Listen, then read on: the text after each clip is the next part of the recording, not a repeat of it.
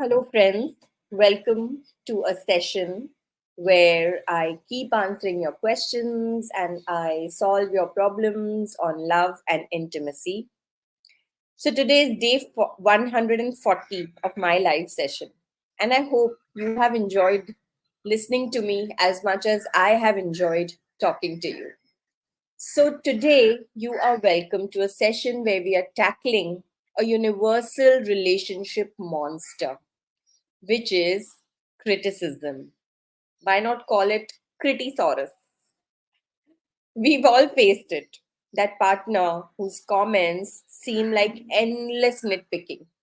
But before you throw in the towel and give up on the criticism, let's explore ways on how to handle criticism and build a healthier, happy relationship.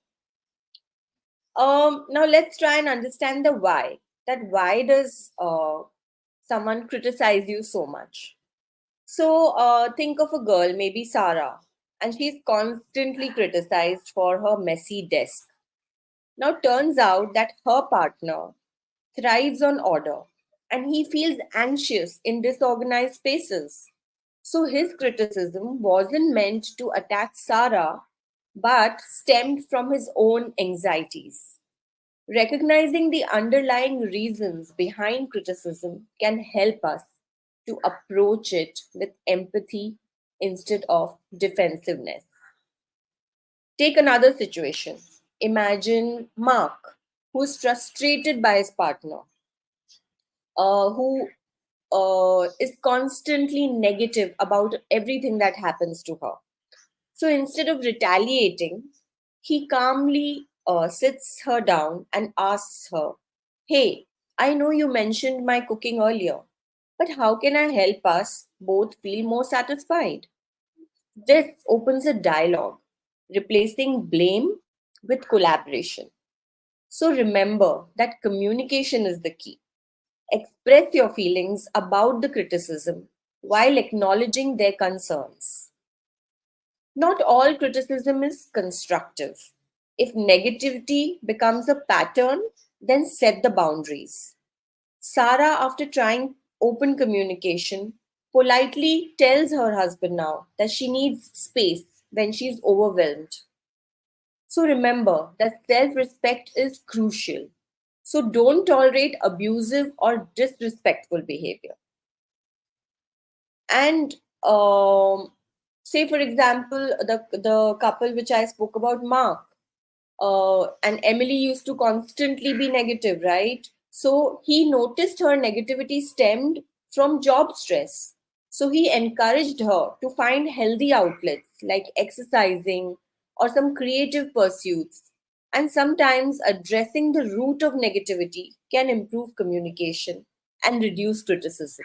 So that is how he was able to help her. So remember that navigating criticism requires patience, empathy, and clear communication. So let me share four practical steps to solve the problem of constant criticism in a relationship.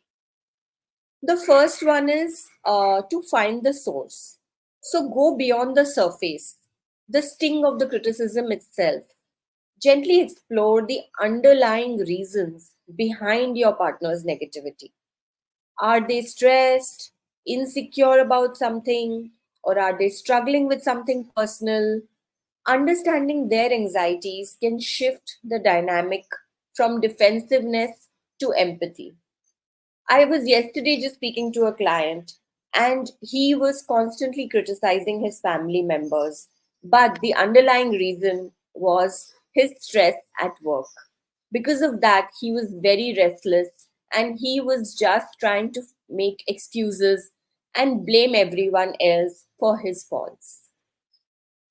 The second thing that you can do is have an open dialogue. So ditch the defensive stance and foster open communication.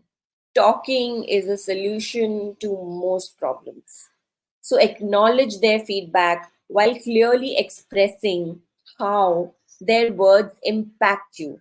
So use I statements like, "I feel hurt when you criticize my appearance," instead of accusatory lines like, you always put me down, you always say this about me. Instead of that, say that I feel bad when you say this.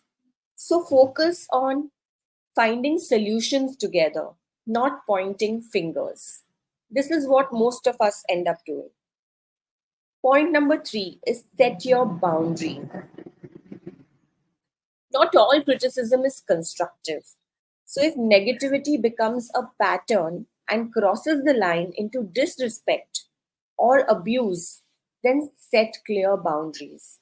Communicate firmly that certain words or behaviors are unacceptable and you will not tolerate them. It's crucial to prioritize your own mental well being. So don't tolerate any abuse or anyone, with any kind of verbal, stuff which is really hurting you, because it is going to affect your mental health in the long run. And point number four, nurture growth and understanding. So remember that sometimes criticism stems from genuine care, but it is poorly expressed. So you have to work towards your growth and your understanding. So instead of just retaliating, try and understand why the person is maybe saying something where you feel that you're being criticized. Maybe it's for your right, your growth. So encourage your partner to explore healthier ways to communicate their concerns. Support their personal growth by pardon me, support their personal growth by suggesting constructive outlets for their anxieties or frustrations. Like maybe they could do some exercise or hobbies. So, building each other up can pave the way for more supportive and understanding communication.